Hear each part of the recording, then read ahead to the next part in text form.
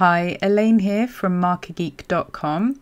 Today I'm colouring with coloured pencils, specifically the Prismacolor Premier pencils, on Strathmore toned tan paper or Kraft. In this case I'm using the toned tan, but you could use Kraft paper. I like the colour and texture of this one, but it is thin. So if you prefer a sturdier one, I also do like to use the Basil Basics smooth Kraft cardstock, which I find also works really well with pencils. If you're a regular viewer of my videos or you follow my blog or social media, today's image and card will look familiar to you because earlier in the week I did a Copic marker version of this using Copic markers on the same Strathmore toned tan paper. So if you want to view that, I will have a link in the description below, and in the description below you will also find the link to my blog post where you will find all of the links and details for products that I've used, including this Stamping Bella stamp, which is Nice to See You Petunia from the Woodsies collection. All of those links will be in the blog post as always, and you will find that link in the description below. As usual, when filming a video using coloured pencils, because so many of the coloured pencils, the names are printed on them in a reflective material, so it can be quite difficult to show them clearly on the video. So if you're having trouble with seeing which colours it is exactly that I'm using, I will have a full list of all of the pencils used, broken down into which specific part I used them on, i.e. the chicks or the pig or the glasses. You will find all of those details in the blog post that is linked in the description. Unfortunately, I haven't quite worked out a reliable way of easily getting the pencils to show clearly. Now for the actual colouring that I'm doing, I really enjoy using coloured pencils on toned tan or Kraft paper. I find it a lot easier actually than colouring with pencils on white paper, largely because it seems to do away with a lot of that fear of the white page or the blank image. Because it's just not quite as stark as the bright white alternative, and it can be a little easier to build up the colour without having to fill in all of the white. So you've already got some colour there, you've already got some tone there, which is quite helpful. You do have to think slightly differently when colouring on Kraft, whether it be with the Copic markers or with pencils as I'm doing today. And you have to think a little bit more about the highlight areas. But largely, on an image like this one today, I tend to approach colouring it in pretty much the same way as I would if colouring on white paper. I start with my base layer, my sort of shadow colour, and then work through from the darkest through to the lightest shades. And I just really love the way that the toned tan or the Kraft just seems to give the colouring a little bit of a glow. It seems to give it an extra richness. The white pencil will come in quite handy in adding in some highlights or just strengthening highlights at the end to give a little bit of extra contrast between the coloured image and the background paper. As I mentioned in my Copic video earlier in the week, colouring with the Copic markers or any alcohol-based markers on this paper is a little bit trickier because the ink is wetting the paper.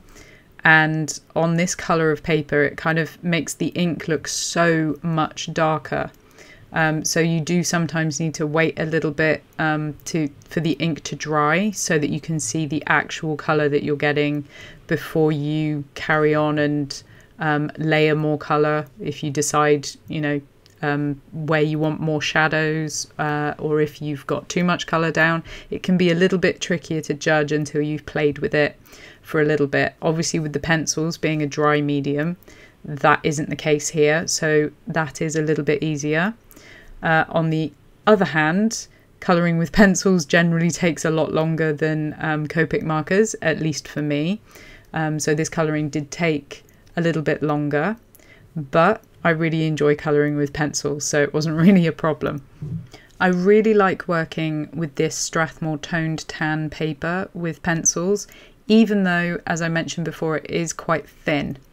There are sturdier Kraft or toned papers out there, but I really like this one. I really like the way the pencils lay down on it, and you can layer a fair amount, which is surprising because it is quite smooth, and as I said, it is quite thin, but it does have enough texture that it grabs onto the pigment, and it does allow you to layer a fair amount if you use a light hand when laying down the pencil. That is one of the key things with pencils on any paper, is to use lots of layers and a light touch, and that is particularly the case on a paper like this, on some of the smoother papers, in order to allow you to build up enough layers to get the depth and colour that you're looking for. As is usually the case, you can see I am just using the pencils themselves. I'm not using any blending solution. That tends to be my favourite way to work with pencils, and that is what you will see me doing most often. And on this paper I got really nice, easy, smooth results without using any blending solution. I do tend to find that on most of my favourite papers. Some papers are a little harder than others. Some of the more textured papers, it's a little bit harder to do away with all of the texture of the paper and the little white spots that show up. Obviously on a toned tan paper that isn't quite so obvious or so much of an issue, but I do really like the smooth results that I got with this image on this paper. I'm working with the Prismacolor pencils in this video. They're not actually my personal favourite. I have had my Prismacolor pencils for quite some time. This is actually a newer set. If you've been following my blog for a while, you may be aware that in the past I've had some issues with the Prismacolor pencils in terms of the breakages. I tend to find with this newer set that I don't get so much of a problem with the breakage as I did with my original set, which is really nice because they are a really nice pencil. So I do really enjoy using them. I enjoy using them more on this toned tan or on Kraft paper than I actually do on any of the white papers that I prefer with my other pencils. There's just something about the way Prismacolors are, the softness, and the way that the pigment lays down, that I don't tend to enjoy quite as much as I do some of my other pencils. I've actually found that my preference tends to be for a harder pencil.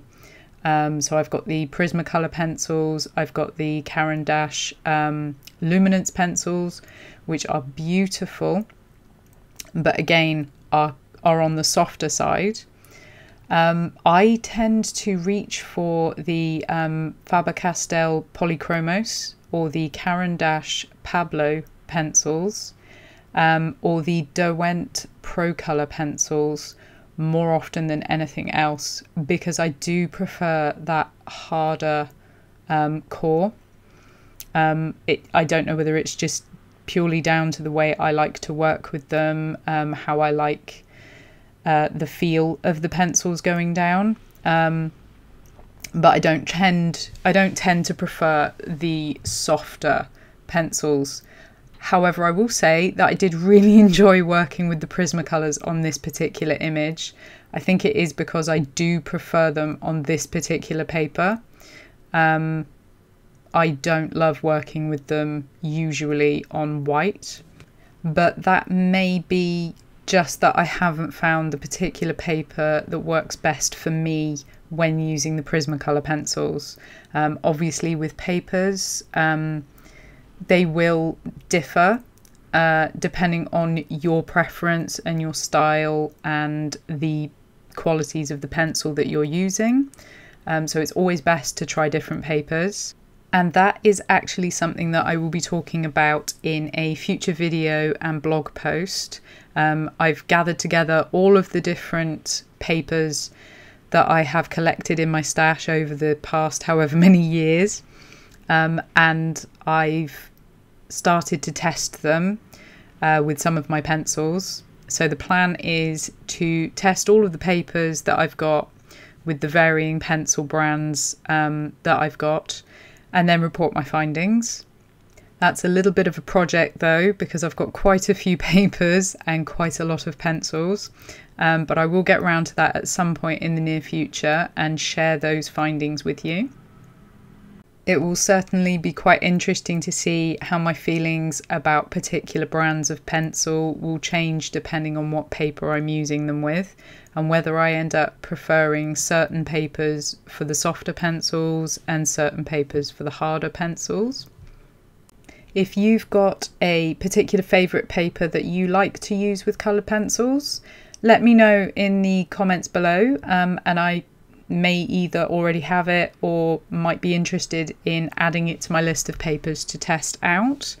So definitely let me know in the comments below.